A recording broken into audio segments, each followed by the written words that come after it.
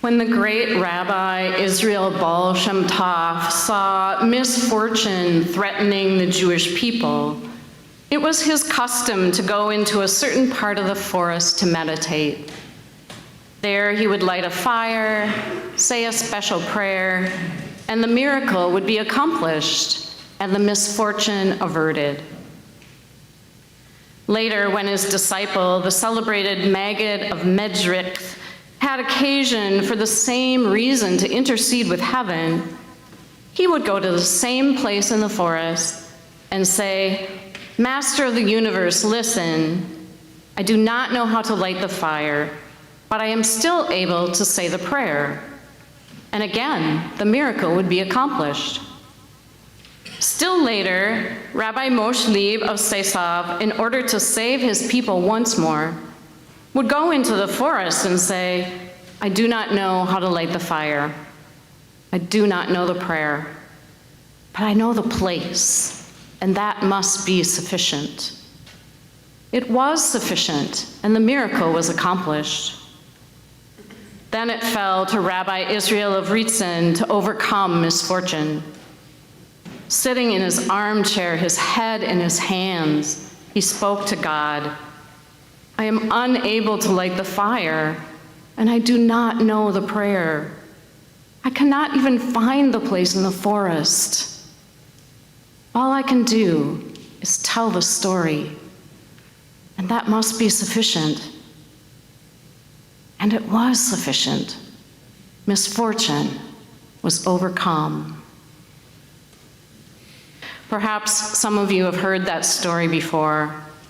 Perhaps it spoke to you when you heard it, or perhaps not. If it did not speak to you, perhaps you had no context for it. For a variety of reasons, maybe you're not part of the Jewish tradition, maybe you were not experiencing oppression or the need to avert disaster when you heard the story. Perhaps you did not know that Holocaust survivor Elia Wiesel told that story in one of his many books. The pattern in that story builds on the strength of repetition and the message that even when we are at a generational distance from that recipe for spiritual power, even when we can't remember all the things we are supposed to do to bring about the miracle of saving our people, if we can just tell the story again, it will give us strength. We know that repetition in our daily routines helps during times of trauma and during challenges to our mental health, as long as they are healthy patterns. And stories can be a part of that. What are the stories that you repeat because they help you find your way when you cannot remember how to find your way? What are the stories your family tells and retells, the stories your friends tell and retell that ground you and give you strength? What are the stories that you return to during times of crisis? When a country elects a tyrant, the tyrant does devastating things. I don't watch horror movies because they are too frightening. But every headline in the news since Monday is a horror movie. Except it's not a movie, it's real. The tyrant who holds the highest office in our country is doing the devastating things he said he would do. He is doing them swiftly, dismantling centuries of carefully built democracy with a strike of his pen, putting Earth and millions of people in real danger. He is using a shock and awe strategy to intimidate, to strike fear deep within us, rendering us incapable of response from sheer overwhelm and horror. And we are feeling deep fear, grief, and devastation this week, especially the most vulnerable among us. But we are not a people who give in to overwhelm and horror, at least not for long. We are people who grab onto our moral compass. In times of crisis like this, we articulate our values again and again, reminding ourselves and others, and use our moral compass to guide our actions. We tell each other stories that inspire us and make us brave. Perhaps you are familiar with the poetic reading that came from a 1946 post-war confessional speech by German Lutheran pastor Martin Niemöller about the silent complicity of intellectuals and clergy following the Nazis' rise to power. First, they came for the communists, and I did not speak out because I was not a communist. Then they came for the socialists, and I did not speak out because I was not a socialist. Then they came for the trade unionists, and I did not speak out because I was not a trade unionist. Then they came for the Jews, and I did not speak out because I was not a Jew. Then they came for me, and there was no one left to speak out for me. Over the decades, marginalized people have written themselves into this litany. Then they came for the disabled people. Then they came for the people of color. Then they came for the women. Then they came for the Palestinians. Then they came for the queer people. Then they came for the immigrants, and so on. There is a meme going around this week that says, first, they came for the trans people. And I spoke out immediately, even though I'm straight and cisgender, because I've read the rest of the effing poem.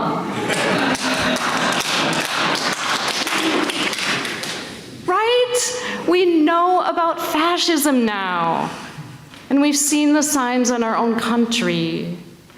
We know that one of the strategies of fascism is to normalize its horrors through something called creeping normality.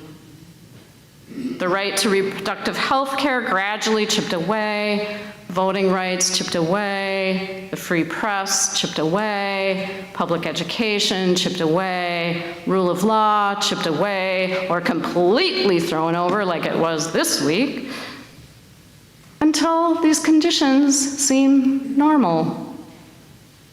But this, we know this moment of history we are in, this is not normal. This is not normal in a democracy. And we can say so. We can say this is not normal. Timothy Snyder, Yale University history professor, wrote a book called On Tyranny that helps us identify and resist tyranny. He said rule number one for us is do not obey in advance. Do not obey in advance, which means don't give away your power before someone tries to take it from you. Don't adapt early. Don't compromise your values in anticipation of the regime and its cruelty. For example, as we saw, don't stop publishing political cartoons that are critical of the administration.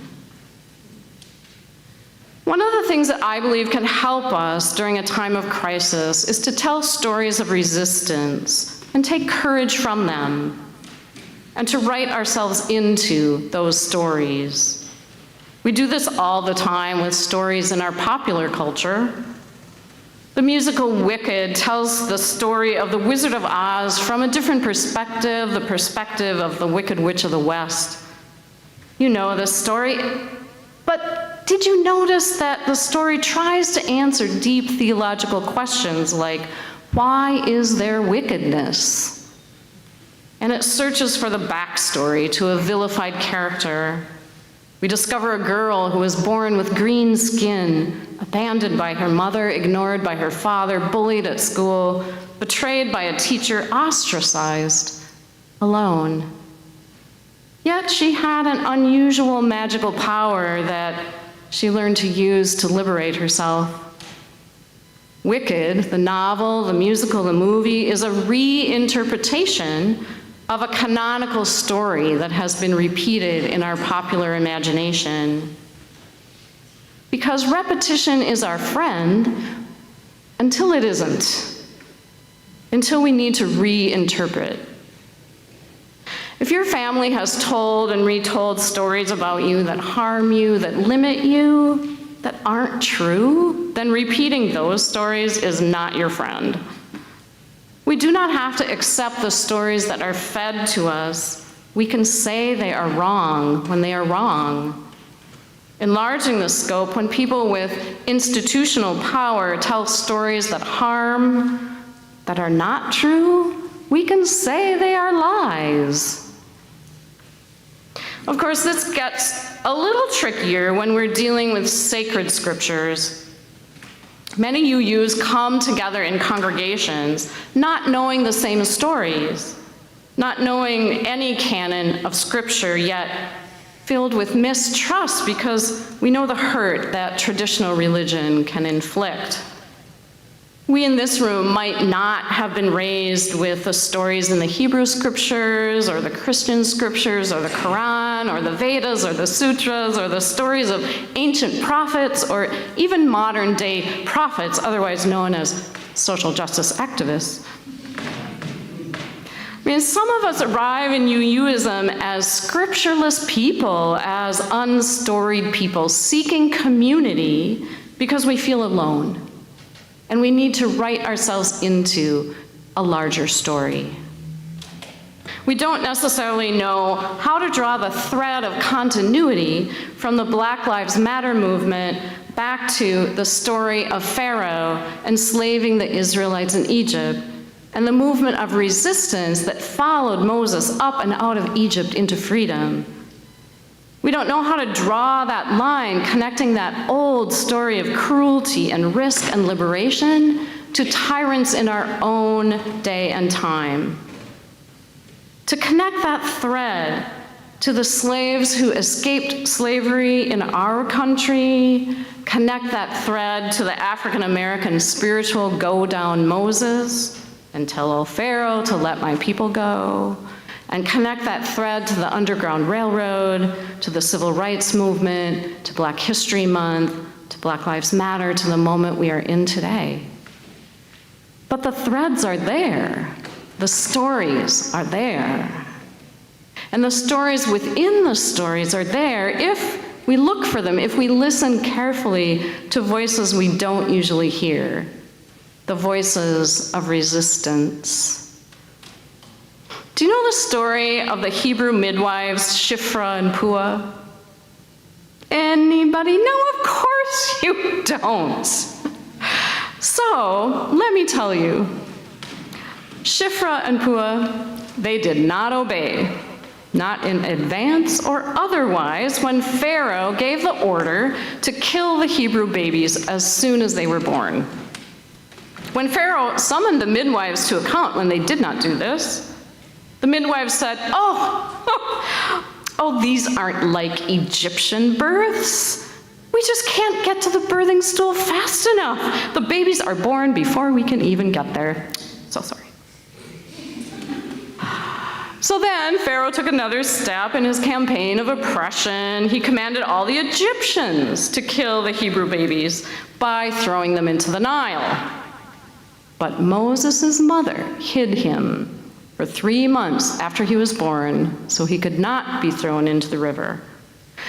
And then when she could not hide him anymore, she got a papyrus basket, made it waterproof, and set him in the basket to float among the reeds at the bank of the river. Is this sounding a little familiar now? Yeah, but you didn't know about those midwives, did you? So then, the daughter of Pharaoh comes down to bathe at the river, saw the basket and drew it out of the water. She saw the baby, knew it to be one of the Hebrew babies, and did not obey her father, right? Who was the Pharaoh, the most powerful person in the country, did not kill that baby. Moses' sister, Miriam, who was hiding and watching what happened, offered to take Moses to a Hebrew wet nurse. And guess who that Hebrew wet nurse was?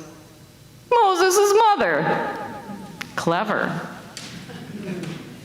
Moses' mother nursed the baby, and when the baby grew old enough, Moses' mother brought him to Pharaoh's daughter, who adopted him and raised him as her own. Isn't that a fascinating Bible story? Featuring all these women who cleverly used their limited power to resist tyranny. Each of them played a role from their unique social location. Yolanda Pierce, professor and dean of Howard University School of Divinity, published a book in 2023 called In My Grandmother's House: Black Women, Faith, and the Stories We Inherit. And she wrote about her grandmother, that cooking was her ministry. And I witnessed as she ministered to the lonely and the sick and the lost, with a Bible in one hand and a freshly baked pound cake in the other. She fed everyone who came within a 50-foot radius of our door, always greeting people with both food and scripture. She told me that Jesus consistently did 3 things: healed people, told stories, and fed people. And that is all she, as a follower of Jesus, had to do in order to live a life pleasing to God. You may have noticed that the teachings of Jesus are under debate this week, as they have been since he died. Which of Jesus' teachings should we hold as our moral compass if we are living within the larger story of Christianity? Episcopal Bishop of Washington, D.C., the Right Reverend Marion Edgar Buddy, claims that showing mercy and compassion to the most vulnerable people is the most important of Jesus' teachings. Because here's the thing, Scripture exists to be interpreted and applied to our times today. The larger religious stories can give us spiritual power if we reclaim them. We don't have to cede the religious stories to the religious right, to the white supremacists, to the authoritarians. Yolanda Pierce wrote, "When I was growing up, we had a large family Bible in which generations of our family history was recorded. This book occupied a special place in the living room, which was regularly dusted and loved. Births, deaths, and marriages that took place before African Americans could receive official records of these events are all recorded in that book. I grew up with church folks who taught me to love the Bible with all my heart and to care for it with my hands. My love of the text, however, does not blind me to its misuse and abuse," she continues. African American theologian Howard Thurman taught me that a critical reading, a hermeneutic of suspicion, was necessary for genuine understanding. Thurman came to his knowledge of God in his grandmother's house. Mrs. Nancy Ambrose had been born during enslavement, and she took on the task of raising him after his mother's early death. Thurman remembers, "My regular chore was to do all the reading for my grandmother. She could neither read nor write. 2 or 3 times a week, I read the Bible aloud to her, and I was deeply impressed by the fact that she was most particular about the choice of scripture. With a feeling of great temerity, I asked her one day why it was that she would not let me read any of the letters from Paul. During the days of slavery," she said, "the master's minister would occasionally hold services for the slaves. Old man McGee was so mean that he would not let a Negro minister preach to his slaves. Always the white minister used as his text something from Paul, such as, 'Slaves, be obedient to them that are your masters as unto Christ.' Then he would go on to show how it was God's will that we were slaves, and how, if we were good and happy slaves, God would bless us. I promised my Maker that if I ever learned to read and if freedom ever came, I would not read that part of the Bible. Thurman's grandmother was bold enough to say that simply because it is in the book does not mean it is for me. So I want to encourage us to decide for ourselves when repetition is our friend and when it is not. What are the practices of repetition that ground you and give you strength? For surely we need strength.